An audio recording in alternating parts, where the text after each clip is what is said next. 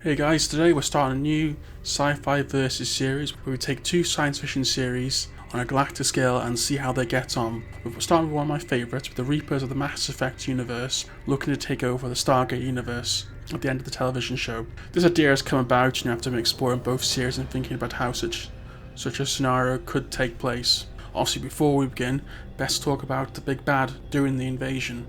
So the Reapers are a highly advanced machine race of synthetic organic starships. The Reapers reside in dark space, a vast, mostly starless space between galaxies. They normally hibernate there for about 50,000 years at a time before returning to the galaxy. They do routinely return to the galaxy to harvest advanced races, which adds to their numbers. They have designed the Effect universe using the mass relays to ensure that the race of the Milky Way galaxy evolve along the lines they desire. The Reapers also monitor the galaxy with a lone vessel left behind to make sure their plans are working correctly and they can signal the Great Trap for the advanced races of the Milky Way galaxy. One of the big advantages the Reapers have is the insidious indoctrination. A Reaper is able to slowly manipulate an organic being into serving the will of the Reapers. This can be adjusted according to the Reaper, but it is impossible to stop. We've shown this in Mass Effect 1 and also Mass Effect 3, when Saren and the Elusive Man were brought under the sway of the Reapers. It can also be shown that they can temporarily fight against it, but normally towards the end at this point, the Reaper's grip is too strong. The Reapers have been also known to use sleeper agents to create sabotage on key worlds. Also the problem that dead Reapers can create an indoctrination field, as was observed by a Reaper that was dead for over 30 million years, was able to indoctrinate a Cerberus crew who went aboard it. Reapers do come in various sizes, from the large capital ships such as Sovereign, approximately 2 kilometers in size, so you could say they're about the same sort of size as a Wraith Hive ship, while they also do have smaller destroyer class ships at around 160 meters in height. Most do resemble their creators, Leviathans, an aquatic race that resembles squid-like creatures. The Reapers do have serious firepower, with a main cannon firing in the range of 132 to 450 kilotons. They also have additional cannons along their, well, let's call them tentacles, and have additional point defense systems. They're also capable of unleashing drones with oculuses which can engage fighter craft. Another key advantage for the Reapers are that capital ships as well as destroyers can freely enter into the atmosphere and operate normally within a planet's atmosphere. One of the key problems you could see with the Reapers going into the Stargate Universe is they don't have the technological advantage over the other races, as those races have not based upon their technology along the mass relays or the Citadel. The Reapers do like to attack using the element of surprise, so this could be a major problem for them. So the right moment would be everything for the Reapers. The end of the TV series, at least for now, would appear to be the perfect time for the Reapers to strike in a full-scale invasion. Some of the major threats to the Reapers, such as the Asgard and the Ori, are completely gone. Other potential factions, such as the Wraith, obviously in the Pegasus Galaxy, are severely weakened, and the growing power of the Tauri, I'd probably say at this moment, are not at that full potential. They do have a lot of upgrades with Asgardian weapon systems and shielding, but at the moment they don't have too many crafts available to them. So if the Reapers launched a full-scale invasion of Earth, I could see Earth falling very quickly, while the BC-304s could deal significant damage to a Reaper, at least on a one-to-one basis. I think with the overwhelming numbers, it would be too much for Earth's fleet. We're talking about thousands, if not millions, of Reaper vessels, from the Sovereign 2 kilometers to the smaller destroyers, and then also we've got to look at the Earth-based military, which is based upon today's standards. I mean, the human military of the Mass Effect series, which was defending Earth, couldn't do much against it, so I don't think the equivalent of today's modern Earth military would be able to do much against a Reaper ground invasion. I mean, I think it would certainly be a slow, methodical process, as the Reapers are not looking to just do a standard conquest. They want to eradicate every person on the planet, so they do like to take their time mopping up the remaining humans of the Stargate Earth. I mean, for the wider galaxy, I could see an effort of the remaining races to attempt to band together to mount a defense, but after the main series, we don't have many races who have significant forces, who we may struggle to defend over a large area. The former force of the Goa'uld Empire, which is mostly now the Free Jafar nation, is plagued by infighting and has taken severe damage from the Goa'uld civil wars and also later the invasion of the Ori. Of course, we don't have the Asgard anymore, who potentially could have turned the tide of the battle if had taken in earlier seasons when the Asgard were around and the Goa'uld Empire wasn't as severely weakened.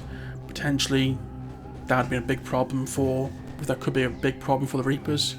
I think some of the weaponry of the Stargate Universe might be stronger than the Reapers and cause them problems. We don't really know how the likes of the shields of the BC-304s could handle the firepower of the Reapers. We do know we have seen them take several hits from powerful vessels of the Wraith, and the shields have managed to hold up after several strikes. I mean, we have seen multiple human crafts taking on large numbers of Wraith ships and have been able to survive, and they haven't been shown in a defensive posture in a long-term siege battle for a lengthy period of time.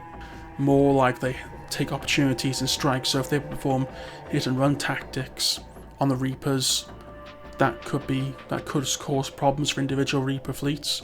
Though I think a major problem with this would be if the Reapers are attacking in overwhelming force. An Earth-based fleet may need to stay in Earth's orbit to protect it, which that would mean the other race have to fend for themselves, and also any other potential key sites for Earth wouldn't have the protection from the BC-304s.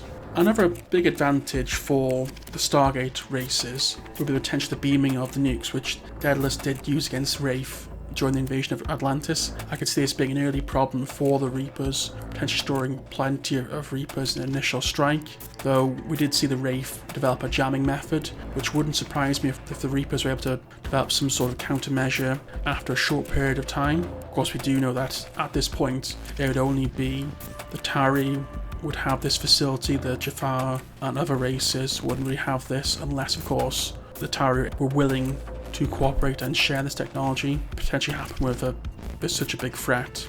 I mean, the other big problem for the Reapers is the potential technological stagnation that's occurred by their design. The Reapers in the Mass Effect universe don't want race to get too advanced where they could be a threat, and they want their race to develop along the line they design. So this could give the races of the Stargate Universe an opportunity to get wins against Reaper forces, as the Reapers would not be used to the technology of the Stargate Universe.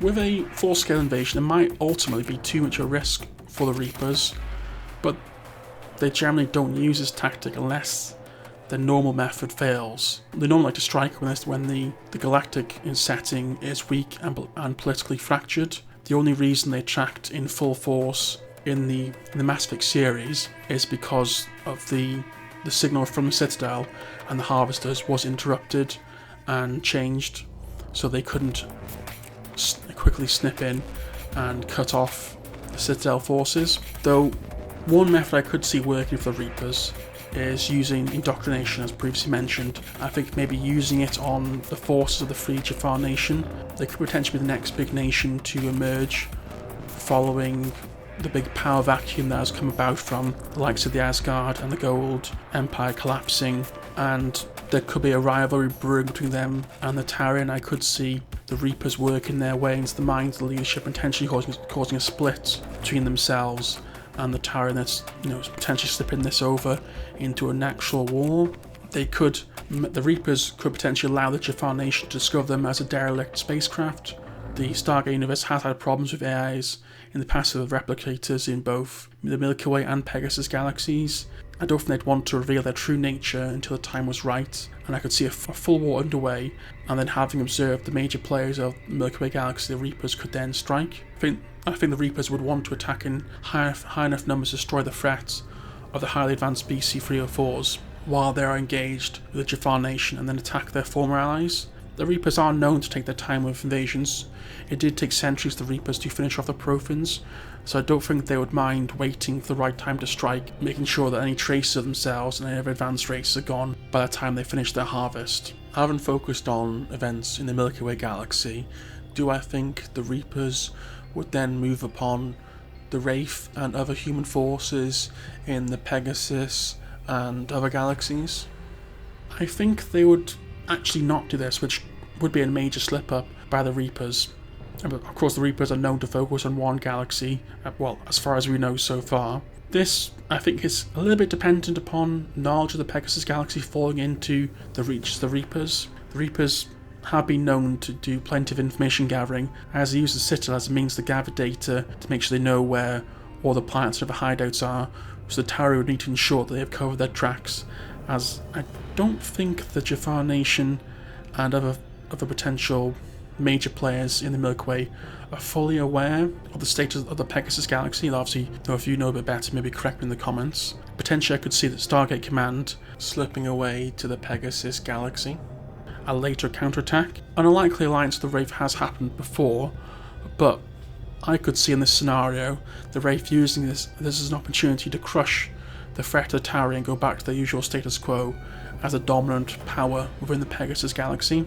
So, in my opinion, as someone who has already ascended beyond mortal bounds and can only look and not interfere, I think an invasion by the Reapers would leave the Milky Way devastated, with the remaining forces slowly wiped out. But there could be potential hope with the remaining humans funneling away to try and rebuild in Pegasus, and then obviously mindful to stay away from the Wraith.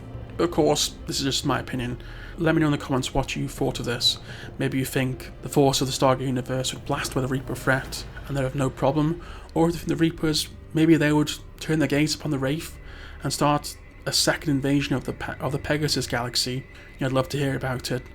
I'm planning lots of Versus episodes in the future and more lore videos on playing different science fiction topics, so please subscribe for more videos and we'll speak to you soon. Thanks, goodbye.